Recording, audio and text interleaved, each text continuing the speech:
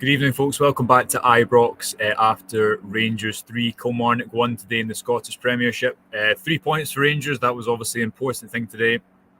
A first half performance that was good. It was fun. It was exciting to watch. Rangers have not tended to start games quickly for, I was going to say this season, but definitely extends back to before that. But today they did. They were well worth a 3-goal lead, even if 2 goals did come from set pieces. Fashion Sakala had a good other couple of opportunities, and overall Rangers played with a fluency and speed that they haven't done so all that regularly in recent matches. It kind of flipped on its head. The normal pattern of games here at Ibrox, I'm used to being sat here after a game and talking about how Rangers were slow to start, and then they would get a goal in the second half and then kind of turn it on. Today, as it materialised, it was kind of the opposite. And what could have been, I think, quite a commanding day in a sense if Rangers had continued from the first half in that vein. The mood leaving Ibrox would have been a bit better. As it turned out, Kilmarnock got a goal back to make it 3-1, had a few opportunities, and Rangers really never got going after 20 minutes or maybe 25 minutes. John Lundstrom came on, and I think that gave them a bit more control. But overall, a first half that I think shows where Beale wants to take this side, and a second half that shows how far he still has to go through development and additions and promotion from within.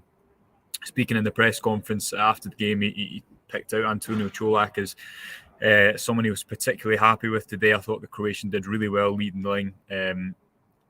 Often, I include myself in this, there's a tendency to look at maybe the fact that he doesn't offer that much outside the penalty box, but today I thought he did. He looked sharp, he looked strong, connected well with his midfield, constantly was creating overloads and creating issues for the Kilmarnock back line, and it probably deserved a goal. It was his shot that would ricochet into the path of Connor Goldson for the first. Fashion Sakala got the second, and then the third was a James Tavernier penalty after a VAR check. Rangers still struggling for fluency at points. I think you look at the chance that Kent created for Sakala, and amongst others, they will feel on the basis of play they could have even had a couple more on the day, but overall, as mentioned, 3-1, and as Barry says there, it turned into a kind of 3 points in home performance after having the promise to make it into something more. John Dooley says, were you impressed with Todd Cantwell today? Yeah, I thought Cantwell was the man of the match for me. He was just in speaking to the media. You can watch that full press conference on our YouTube channel, as well as Michael Beale. At the moment,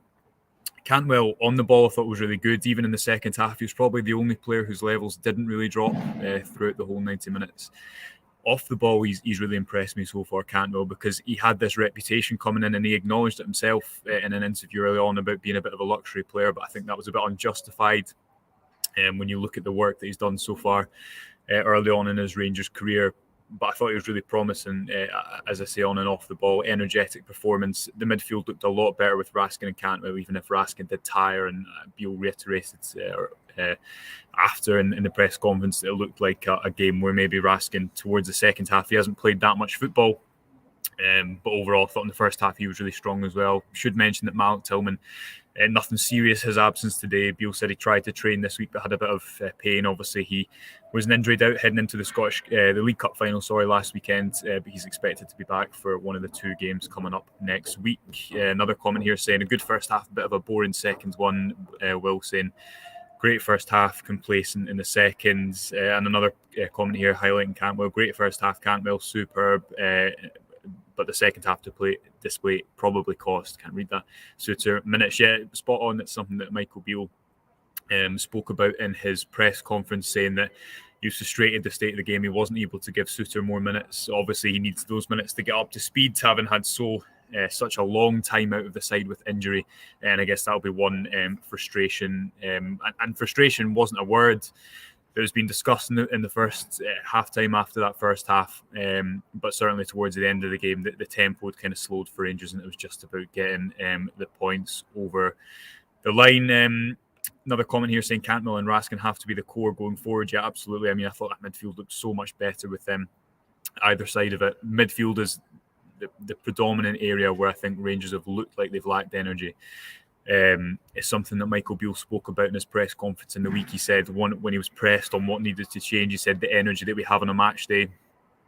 I thought the kind of movement and rotation that those two created alongside Ryan Kent in the midfield created an upturn, but it's just that freshness. It's something new. It's not watching the same team. It's players who are going to be the core going forward, something that is there to buy into, that makes the signings of Raskin and Cantwell exciting and means that they should play going forward. I asked Todd Cantwell about that in the press conference after.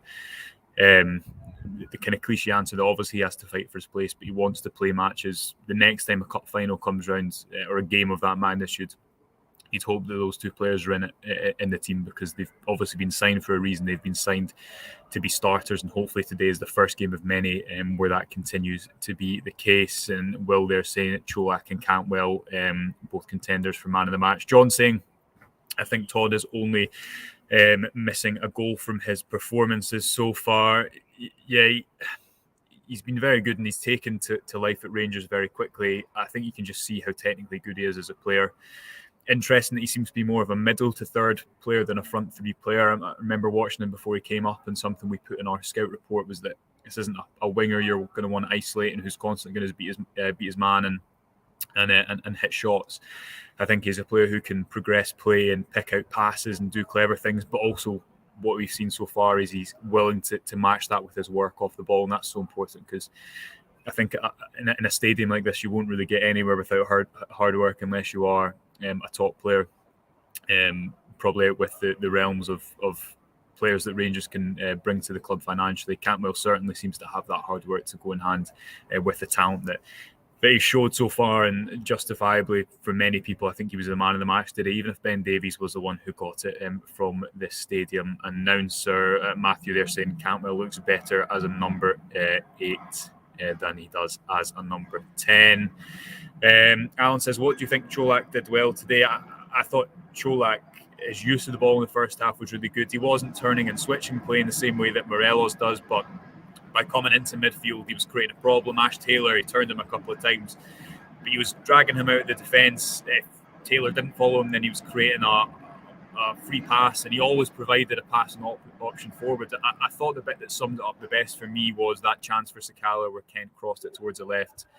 The fluidity of that front three, they were able to make runs beyond. Kent played a 1-2 with Čolak, who just bounced it back into him, and it should have been a goal with Sakala at the back post. It missed the goal from Čolak, but I thought it was encouraging his all-round play, and that is, again, what Beale highlighted after the game, speaking in the post-match press conference. We're going to leave it there today because, as normal, I'm one of the last people in Ibrox, and it's getting a bit cold, but you can watch, of course, all the press conferences now on our YouTube channel. Remember as well to subscribe to the YouTube channel and the website. There's content from the game already up to read. There'll be content tomorrow and the next day as well. Do subscribe to us if you enjoy what we do on YouTube. That really helps us. Until then, though, thanks very much for joining me before and after the game. And we'll speak to you in the morning briefing on Monday.